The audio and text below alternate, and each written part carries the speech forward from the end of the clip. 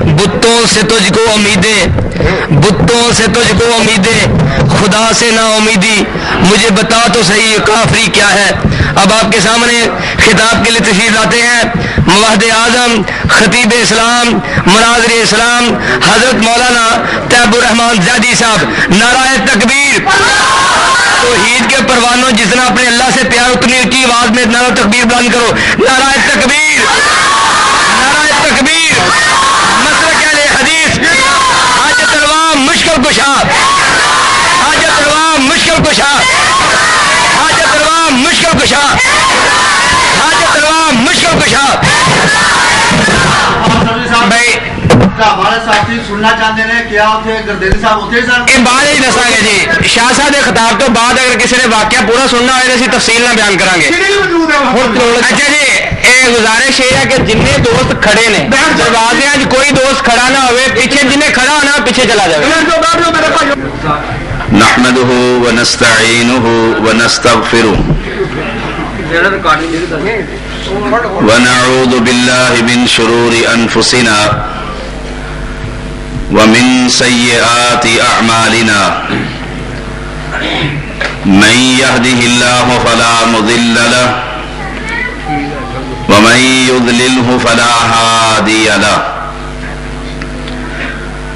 أشهد أن لا إله إلا الله وحده لا شريك له وأشهد أن محمدا عبده ورسوله أما بعد فإن خير الحديث كتاب الله وخير الهدي هدي محمد صلى الله عليه وسلم وشر الأمور محدثاتها وكل محدثة بدعة وكل بدعة ضلالة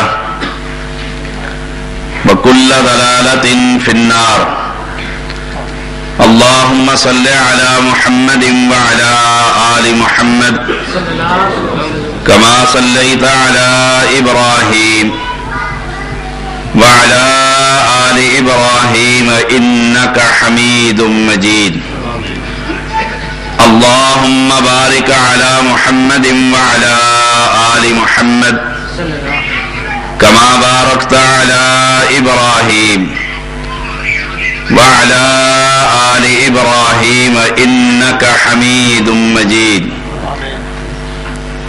فأعوذ بالله السميع العليم من الشيطان الرجيم بسم الله الرحمن الرحيم قل جاء الحق وذهق الباطل إن الباطل كان زهوقا۔ آج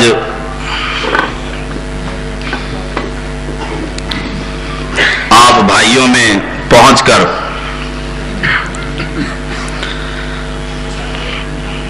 اور آپ کے جذبات کو دیکھ کر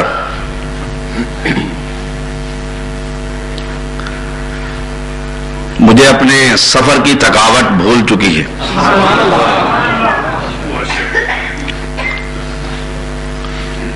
چار گھنٹے مسلسل سفر کر کر آپ کے پاس پہنچا ہوں اور آپ کے بعد اللہ تعالی کی توفیق سے وزیر آباد میں جلسہ ہے۔ اچانک یہ خوشخبری ملی کہ اہل ایمان اہل شرک پر غالب آ چکے ہیں۔ یہ کوئی نئی بات نہیں ہے، اللہ کا ہم سے وعدہ ہے انتم الاعلون ان کنتم مومنین،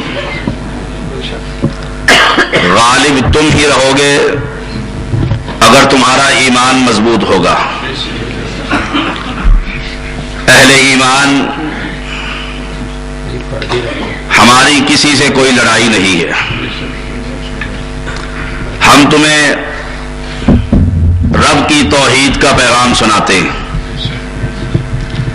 اگر یہ کام جو آج سانگلہ ہل کی جماعت نے کیا ہے، ان سے پہلے ان کے امام الانبیاء نے بھی یہ کام کیا تھا۔ ان سے پہلے ابراہیم علیہ السلام نے اپنے بابا کو کہا تھا تماثیل التی انتم لہا عاکفون، کیا آپ ان مورتیوں اور بتوں پر اعتکاف مجاور بن کر بیٹھتے ہو؟ یہ کوئی نیا کام نہیں ہے، لیکن خوشی کا عالم ہے۔ اور آج میں کہوں گا اصل جہاد یہ جہاد ہے، وجاہدہم بہ جہادا کبیرا۔ آج نہیں تو کل اہل شرک سوچیں گے آخر ہمارے مشکل کشا نے ہماری مدد کیوں نہ کی۔ سوچتے رہو گے اور شاید اللہ کرے اس واقعے کو دیکھ کر اہل شرک میں سے لوگ توبہ کریں، ان کو یہ یقین ہو۔ پہلے تو وہ سنا کرتے تھے کہ مشکل کشا صرف ایک، اسے اللہ کہا جاتا ہے، حاجت روا بھی ایک ہے، مدد کرنے والا بھی ایک ہے، سننے والا بھی ایک ہے۔ ان کے ہر بستی میں مختلف تھے، ہر بستی کا اپنا مشکل کشا تھا۔ یہاں ہی نہیں یہ بات معروف ہے۔ آج انتہائی مختصر آپ سے وقت لوں گا، بلکہ یوں کہہ لیجئے آپ کو مختصر وقت دوں گا، بڑا طویل سفر کرنا ہے۔ جب اہل توحید نے مجھے دعوت دی کہ یہ قبر پرستی اسلام نہیں ہے، شاید میرے زندگی میں یہ بات پہلے نہ کی ہو۔ جب اہل ایمان نے مجھے شرک کی دلدل سے نکالنا چاہا، میں نے بھی کہا تھا پیر ارجن شیر اتنا حاوی ہے کہ تمہارا بڑے سے لے کر چھوٹے تک سب کو پیس کر رکھ دے گا۔ اس وقت کے اہل شرک نے بھی کہا تھا اہل ایمان کو دعوت دی تھی ان بزرگوں کی توہین نہ کرو، اور رب محمد کی قسم ہے ہم کبھی کسی بزرگ کی توہین نہیں کرتے۔ توہین تو تم ان بزرگوں کے رب کی کرتے ہو کہ رب کو چھوڑ کر ان کو مشکل کشا بنا دیتے ہو۔ لا یخلقون شیئا وهم یخلقون اموات غیر احیاء۔ آج یہ بات روز روشن کی طرح آیا ہے، تم نے قرآن کو نہ مانا، اہل توحید نے تمہیں عملی دکھا کر کہا یہ قرآن کی زندہ تصویر ہے، اب تو ایمان قبول کر لو۔ یہ قرآن تمہیں کھلا پیغام دے رہا ہے۔ آج نہیں، صدیوں پہلے جتنے دنیا میں بنائے ہوئے مشکل کشا تھے، بنائے ہوئے حاجت روا تھے، سمیع اور بصیر تھے، دیتے اور چھینتے تھے، عزت اور ذلت کے مالک تھے، نفع اور نقصان کے مالک تھے۔ ہر دور کے ہر پیغمبر نے قوم کو کہا یہ کچھ نہیں کر سکتے، یہی پیغام پیغام محمد ہے، یہی پیغام پیغام توحید ہے، یہی پیغام رب کا قرآن ہے، یہی پیغام محمد کی احادیث ہے۔ اہل ایمان، جس طرح آج تم نے محنت کی ہے، اہل شرک سے تم نے لکھوایا ہے، نہ آئے انک لا تہدی من احببت ولکن اللہ یہدی من یشاء۔ ہدایت تو اس کے ہاتھ میں ہے۔ ابو طالب بھی کہا کرتا تھا بھتیجے تو سچا پیغمبر ہے، میں مانتا ہوں تیرا دین آسمانی دین ہے، لیکن تیرے دین کو میں قبول نہیں کرتا۔ نقصان پیغمبر کا نہ ہوا، نقصان اہل شرک کا ہوا ہے۔ اہل شرک کو یہ دعوت عام ہے، یہ ٹالی پڑی رہے، یہ تنے پڑے رہے، یہ بزرگوں کی بنائی ہوئی ہاتھ سے لگایا ہوا درخت جسے کوئی مشینری ہاتھ نہیں لگا سکتی تھی۔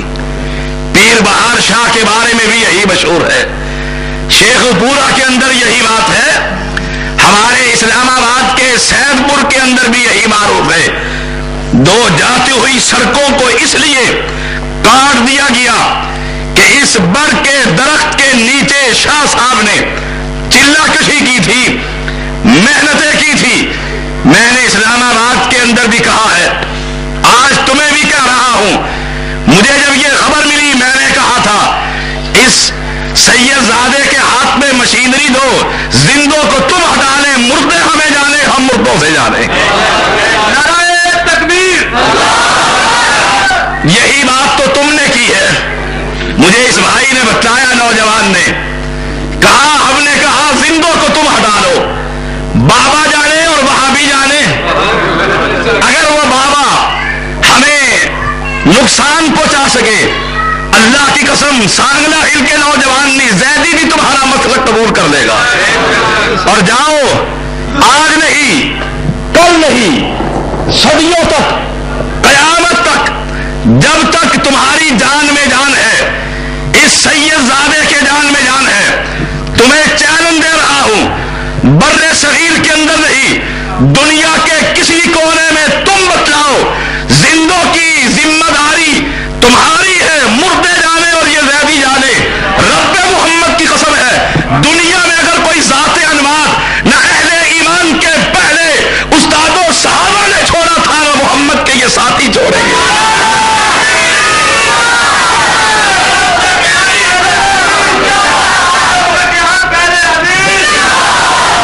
یہ ذات انوار نیا نہیں ہے.